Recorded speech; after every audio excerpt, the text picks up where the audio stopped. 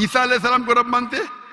Doctor साहब आप मेरा कलमा नहीं जानते कि हम मसीहियों का क्या कलमा है? जी, आप हमारा कलमा नहीं जानते? जिस तरह से आपका कलमा है ला इलाहा इल्लल्लाह मोहम्मद रसूल अल्लाह, आप क्या मेरा कलमा जानते हैं? मसीहियों का भी तो कोई कलमा है।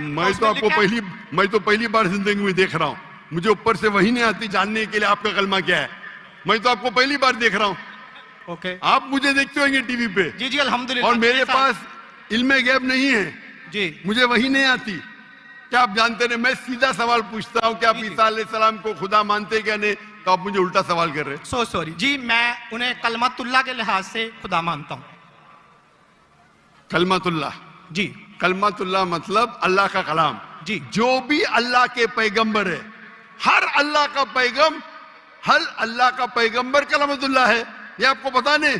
चाहे आदम अलैहिस्सलाम हो, चाहे मूसा अलैहिस्सलाम हो, चाहे ईसा अलैहिस्सलाम हो, चाहे मोहम्मद सल्लल्लाहु अलैहि वसल्लम हो,